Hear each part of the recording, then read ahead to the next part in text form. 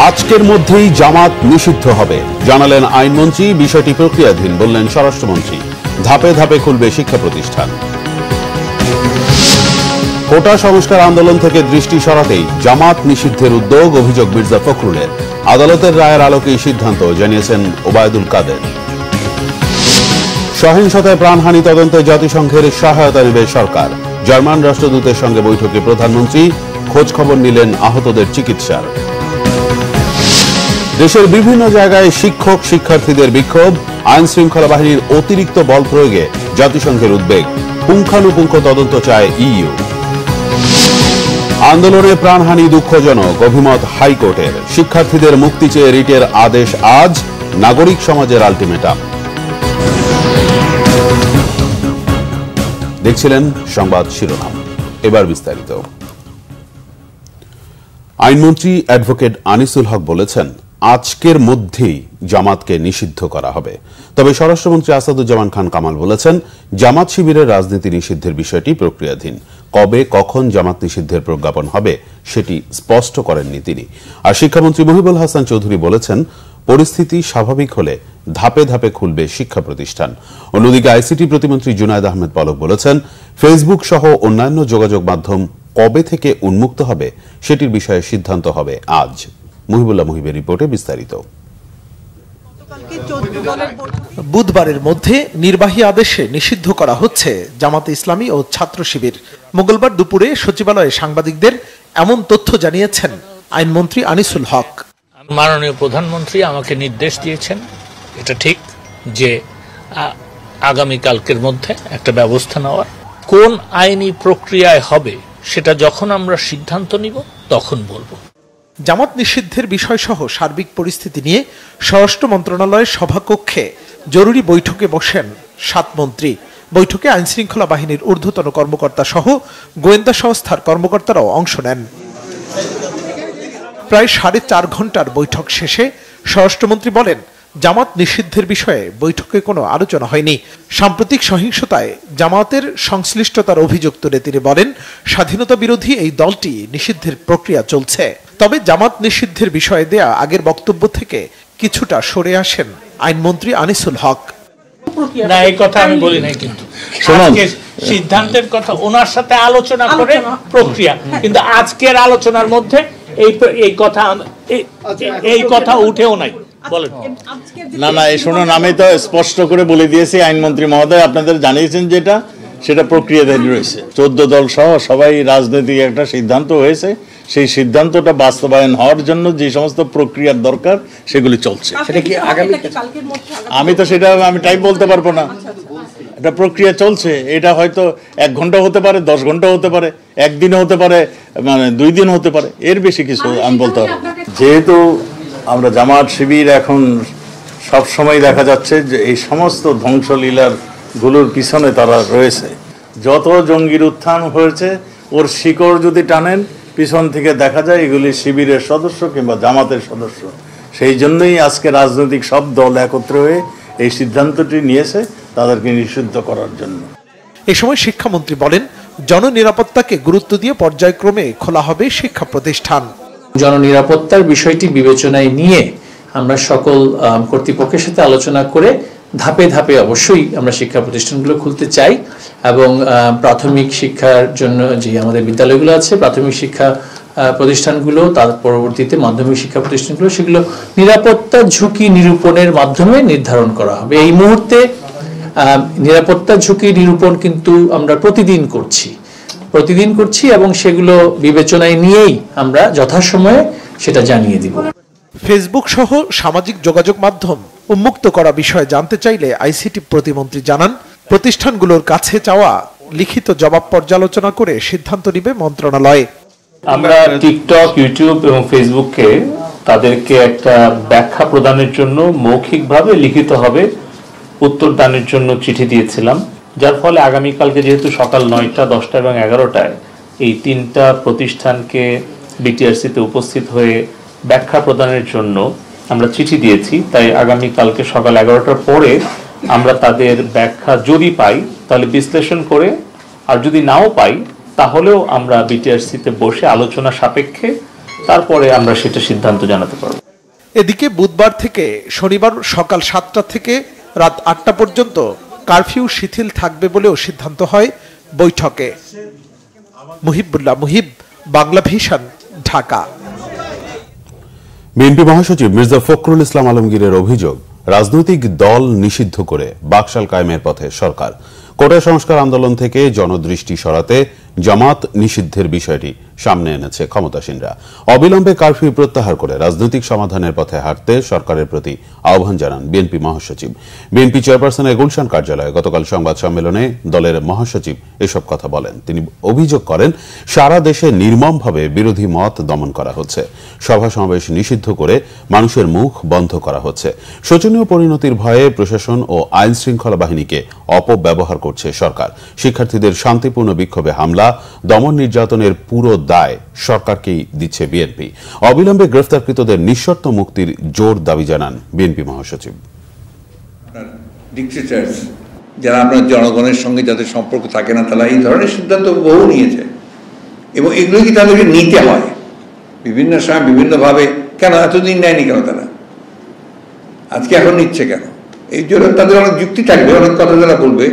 আমরা যেই কথাগুলো বলছি এই জন্য তারা আবার অনেক কথা বলবে, তাতে আমাদের কিছু যায় আসে না। আমরা খুব পরিষ্কার করে বলি যে আমাদের বক্তব্যে আমরা খুব পরিষ্কার।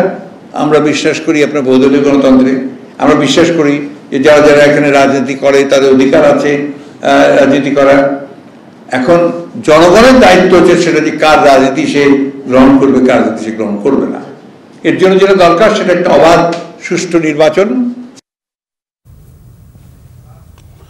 আওয়ামী লীগের সাধারণ সম্পাদক ওবায়দুল কাদের বলেন, তথ্য উপাত্ত বিশ্লেষণ করে আদালতের রায়ের আলোকেই জামাত নিষিদ্ধের সিদ্ধান্ত নেওয়া হয়েছে।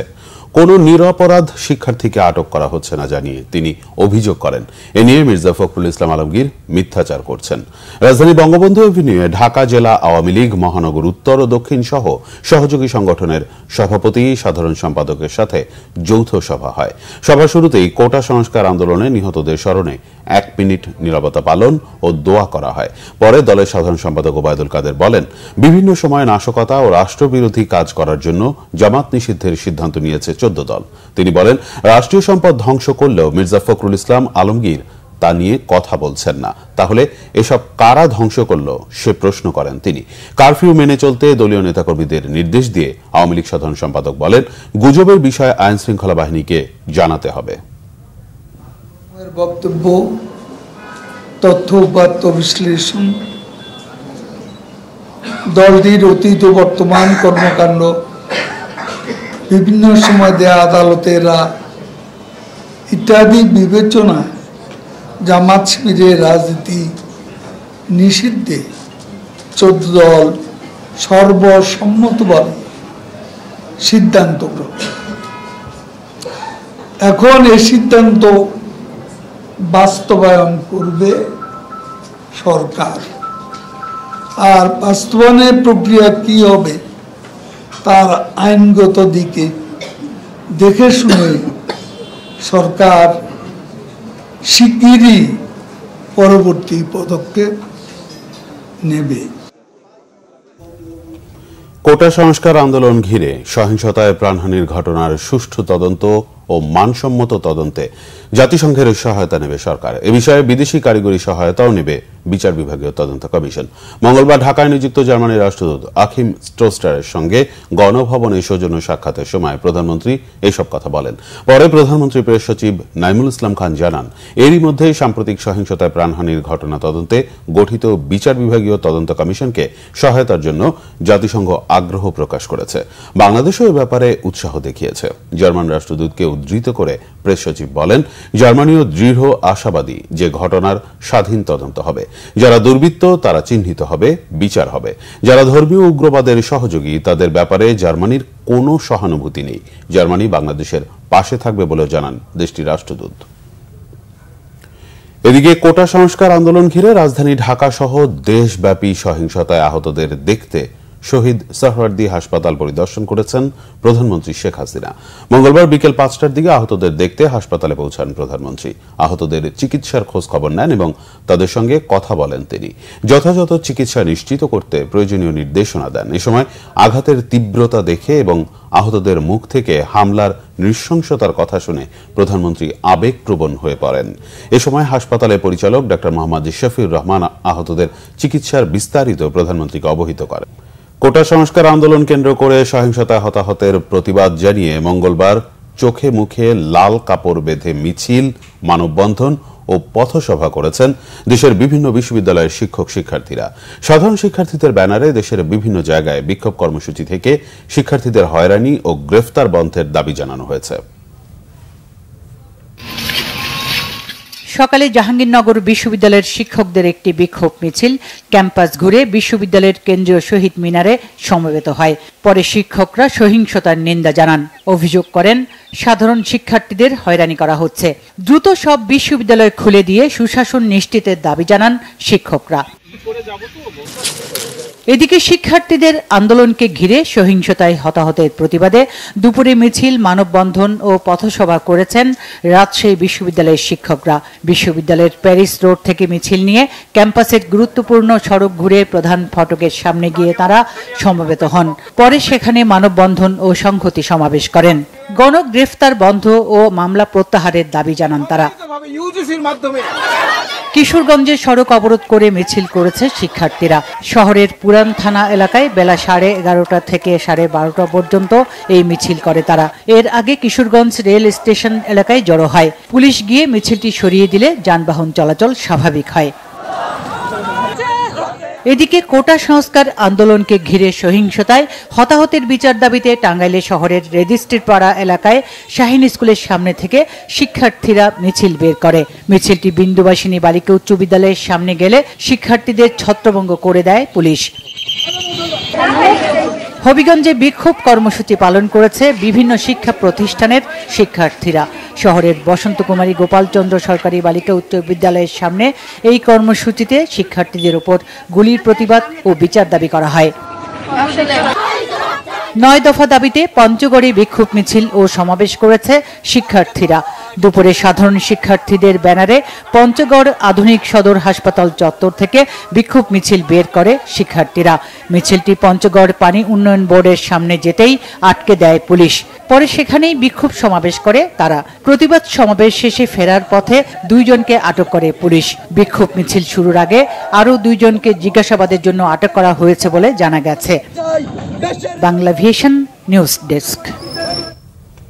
কোটা আন্দোলনে সহিংসতায় হতাহত গণগ্রেফতারের প্রতিবাদে গুলিস্তানের 0 পয়েন্ট এলাকায় একটি প্রতিবাদী গানের মিছিলে পুলিশ বাধা দিলে সেখানে সমাবেশ হয়েছে।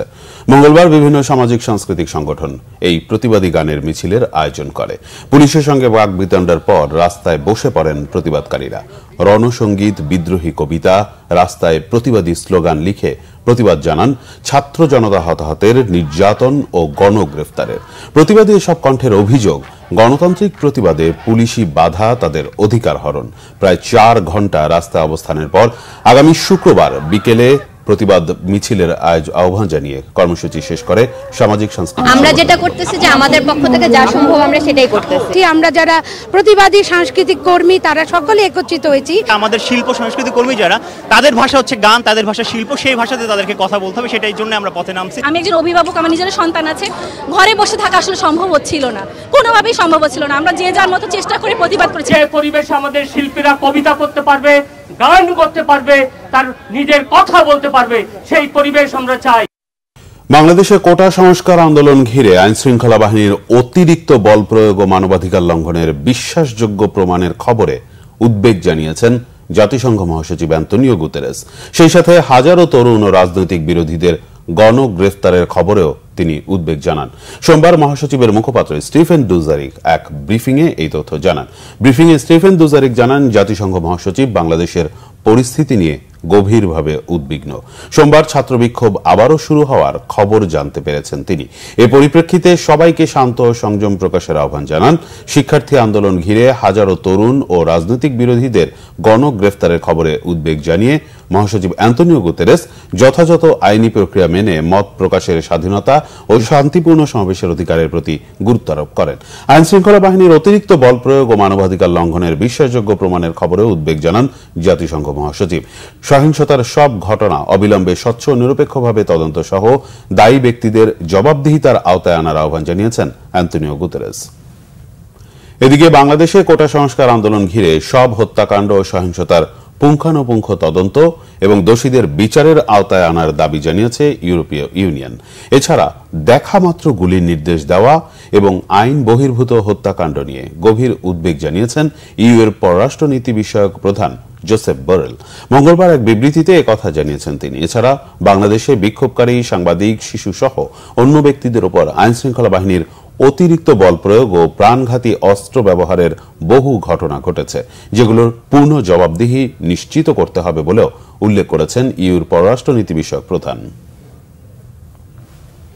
শিক্ষার্থীদের আন্দোলনে এত সহিংসতা ও মৃত্যু খুবই দুঃখজনক বলে মন্তব্য করেছে হাইকোর্ট। শিক্ষার্থীদের আন্দোলনের 6 সমন্বয়কারীকে ডিবির হেফাজত থেকে মুক্তি এবং আন্দোলনকারীদের ওপর গুলি না চালানোর নির্দেশনা চেয়ে করা রিটের শুনানিতে মঙ্গলবার এ মন্তব্য করে হাইকোর্ট। আজ শুনানি শেষে রিটের ব্যাপারে আদেশ দিতে পারে আদালত। আহমেদ সরওয়ারের রিপোর্ট। আমাদের প্রধান দাবি ছিল কোটার যৌক্তিক সংস্কার। বৈষম্য বিরোধী ছাত্র আন্দোলনে 6 সমন্বয়কারীকে মুক্তি দেয়া এবং আন্দোলনকারীদের উপর গুলি না চালানোর নির্দেশনা চেয়ে রিট করেন 2 আইনজীবী। বিচারপতি মোস্তফা জামান ইসলাম ও বিচারপতি এস.এম. মাসুদ হোসেন দোলনের হাইকোর্ট বেঞ্চে মঙ্গলবার দ্বিতীয় দিনের শুনানি হয়। শুনানিতে রিটের পক্ষের আইনজীবীরা বলেন, সমন্বয়কদের আটক রাখা বেআইনি। পুলিশ যখন তখন যে কাউকে গুলি করতে পারে না। এবং আমাদের আদালত আজকে তাদের আক্ষেপ এবং দুঃখ ক্ষোভ প্রকাশ করেছেন যে এত যে প্রাণ ঝরে গেছে সেটির ব্যাপারে। বিটিভির আগুনের সময়, মেট্রোর আগুনের সময় অথবা এলিভেটেড এক্সপ্রেসওয়ে আগুনের সময় সেখানে কোনো গুলির ঘটনা ঘটেনি। গুলিগুলো চলেছে শুধুমাত্র যখন ছাত্ররা বা আন্দোলনকারীরা যখন মিছিল করছিল। এগুলোর কোনোটারই কোনো আইনগত ভিত্তি নেই এইসব মৃত্যু। এই যে ভাতের হোটেলের কথা আমরা বলি, এই ভাতের হোটেল কি এখন রিসর্ট? যে আমার বাইরে থাকতে ভালো লাগছে না, আমি গেলাম ওখানে যে রিসর্টে সময় কাটিয়ে আসলাম যাতে আমাকে কেউ ডিস্টার্ব না করে। এই দায়িত্ব কবে থেকে ডিটেকটিভ ব্রাঞ্চ নিয়েছে? এগুলোর কোনো সদুত্তর ওনারা দিতে পারছেন না এবং দিচ্ছেন না।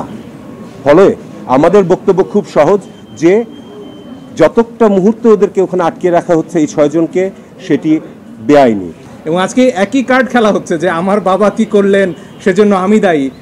সারা আপা, তার বাবা ডক্টর কামাল হোসেন, হ্যাঁ, তাকে নিয়েও আজকে প্রশ্ন উঠছে এবং আমরা নাকি বিশেষ উদ্দেশ্য চরিতার্থ করতে এখানে এসেছি। লিপি আপা আরও ভালো বলবেন। সেদিন সকাল 9:15 যেদিন কালকে আমরা তো পিটিশন দায়ের করলাম, লিপি আপা বললেন যে বাচ্চারা তো ডাক দিয়েছে রাস্তায় নামার, এদেরকে তো আবার গুলি করবে, আমরা কি কিছু করতে পারি না? এই একটা প্রশ্ন থেকে একজন আইনজীবী হিসেবে দায়বদ্ধতা থেকে আমরা এসেছি। আধা ঘন্টার মধ্যে পিটিশন ড্রাফট করে আমরা বলেছি যেভাবে পারে যে পারে যেন এই গুলিটা থামানোর চেষ্টা করা হয়। আমরা আমাদের সন্তানদের রক্ষা করার জন্য এসেছি, কারো বাপের প্রয়োজনে আমরা এখানে আসিনি। অবশ্য রাষ্ট্রপক্ষ থেকে আদালতে জানানো হয় এত মৃত্যুর জন্য তৃতীয় পক্ষ দায়ী, আর নিরাপত্তার জন্যই সমন্বয়কদের ডিবিতে নেওয়া হয়েছে। তারা তাদের সিকিউরিটি পারপাজেই ডিবি অফিসে আশ্রয় নিয়েছে। এখন যদি কারো উপর অস্ত্র, কারো যদি ভয় থাকে, জীবনের হুমকি থাকে, তাকে পুলিশ প্রোটেকশন দিতে বাধ্য।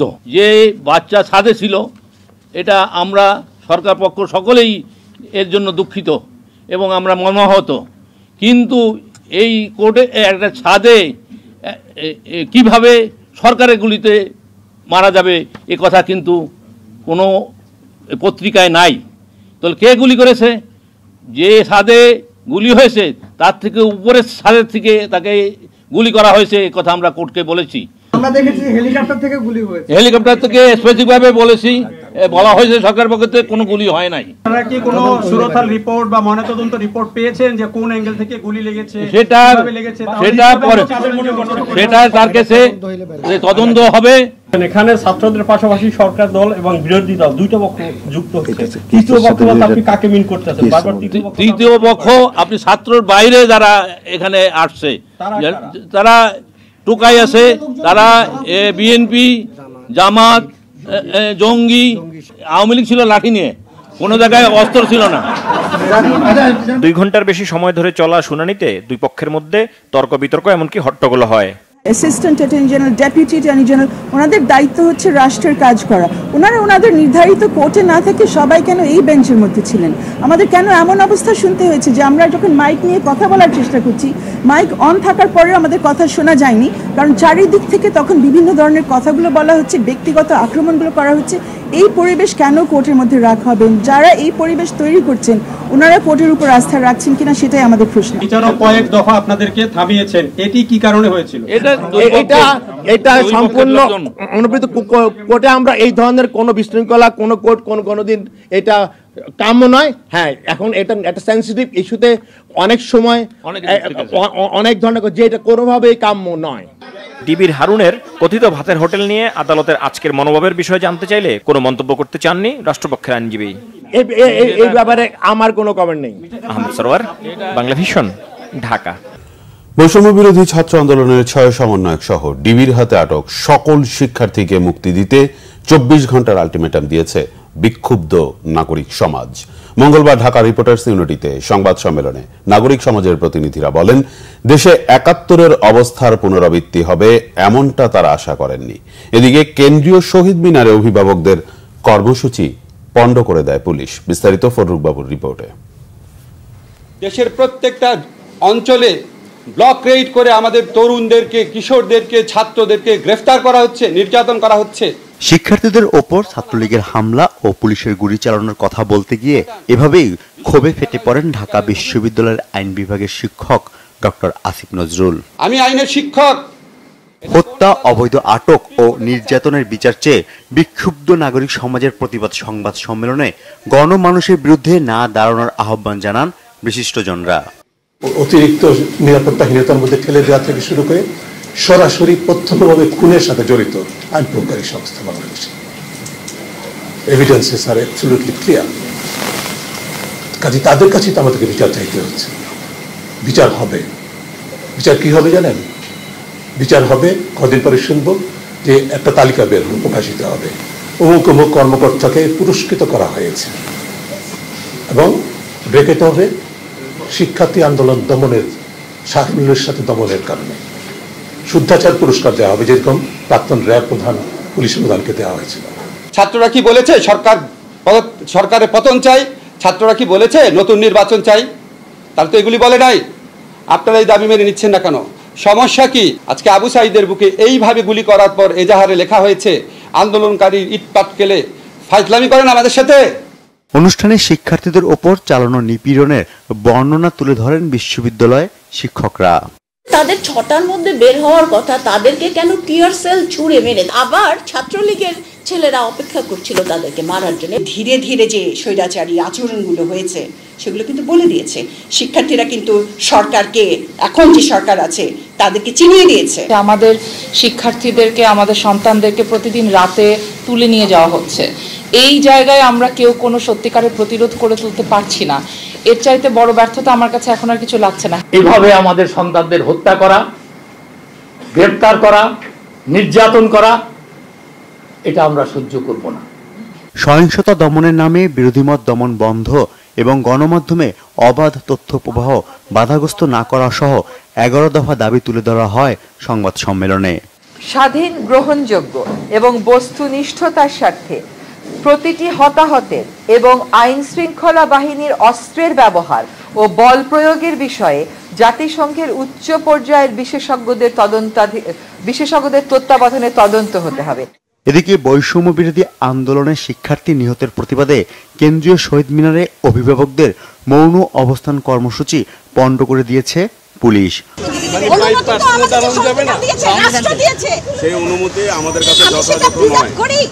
অভিভাবকদের ঢাকা মেডিকেলের সামনে আটকে দেয়া হয়, এমনকি মেডিকেলে চিকিৎসাধীন শিক্ষার্থীদের সাথে তাদের দেখাও করতে দেয়নি পুলিশ।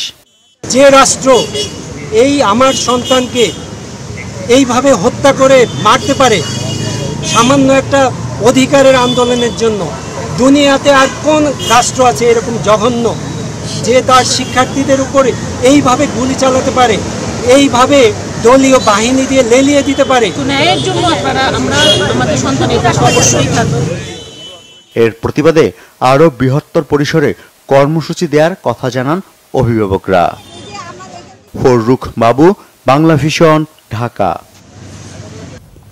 এবার খেলার সংবাদ।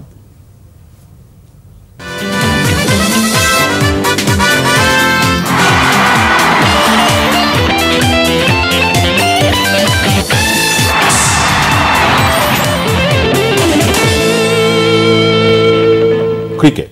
অভিজ্ঞ মুশফিক ও মুমিনুলকে রেখে পাকিস্তান সফরের জন্য বাংলাদেশ এ দল ঘোষণা করেছে বাংলাদেশ ক্রিকেট বোর্ড। আগস্টে পাকিস্তান সফর করবে বাংলাদেশ জাতীয় দল ও বাংলাদেশ এ দল।